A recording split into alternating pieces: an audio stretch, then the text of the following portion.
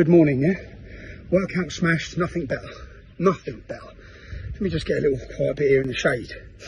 Let me talk. I'm seeing lots of questions from members of the public saying, why are they attacking the police? Why are police stations being targeted? Just to give you a bit of a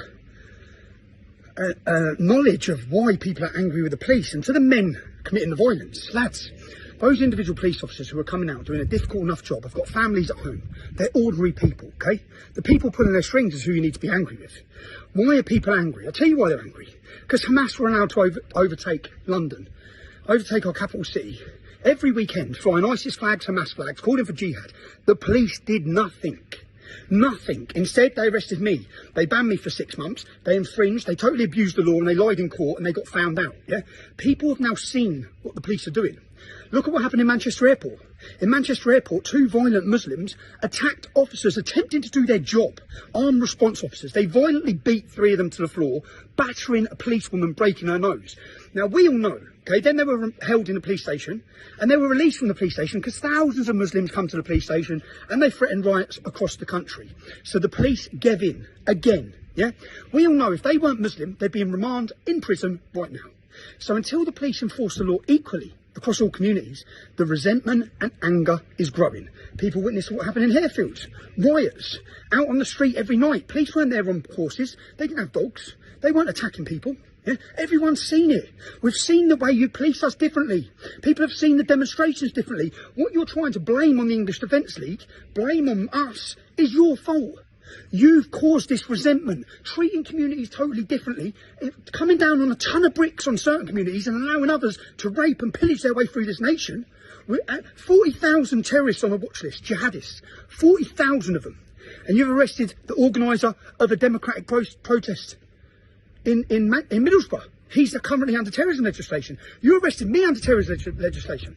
To the people taking part in these demonstrations, we had 100,000 people on the streets of London in a peaceful resistance. That 100,000 will become 250,000. 250 will become 500,000. A peaceful revolution is brewing in Great Britain. A peaceful revolution. To the men in these towns and cities, and to the police, the establishment, in 2009, when we took to the streets in Luton over the attack against our armed forces, when we attempted to have a peaceful demonstration, you kettled us, you attacked us, and you charged us on police forces. Did that work? No. Our 250 people turned to 1,000 with balaclavas on. Yeah? You created Tommy Robinson that day.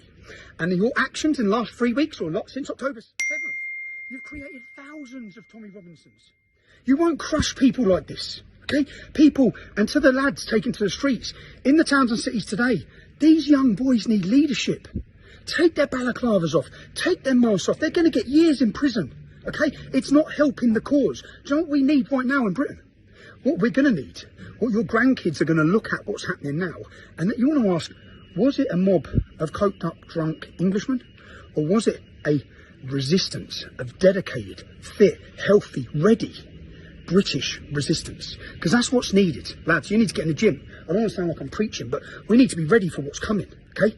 Look, what we've witnessed since October 7th is like the trailer to a movie. The movie ain't even started yet. You see the rapes, you see all these migrant hotels, they're not slowing them down, they're speeding them up. They're flooding our country, yeah? We either win this battle, where we don't become minorities and don't see every town and city in this country taken over by hostile jihadists, rapists, criminals, yeah? That's one outcome, or we win. Through peaceful resistance, we cause a revolution in this country, and the public are ready for it. Everyone's ready for it, yeah? The time is now. The time, and lads, up and down the country, in the towns and cities, these young boys are looking for leadership, okay? We had peaceful demonstrations in London because we had leadership. We had committed men, not just me, we had committed men across that movement willing to stop people who were stepping out of line. You need this in your towns and cities. Well, man, you need this now in your towns and cities. So family putting their hands up, going like that, everywhere I go, right? The public opinion's changed, lads. But please, man, there's young boys there. They're angry. I was angry. I said in 2009, we put balaclavas on. We knew nothing else. We were angry. We were forgotten. We were neglected. Our town was being taken over. Our daughters were being raped. People are feeling the same. But we're on the verge of something massive where we've won the hearts and minds of the public. Don't undo that, yeah? So, lads, in every city across this country, control your boys, man. Control them, direct them. peaceful resistance is growing. But to the people asking questions of why this is happening is because of a two-tier policing system which has attacked English people and a government who has declared war on them, who has not sat there. You know, after every riot, George Floyd, a criminal, gets killed, and our leaders, the capital burns, cities burn, people are attacked. 30 deaths in America. All this happens. What do the leaders say of our political groups? They come out and say, we understand your anger. We understand it. Oh, don't you fucking understand ours? Don't you understand when they're raping their way through our towns and cities? When our daughters in every town and city are being raped?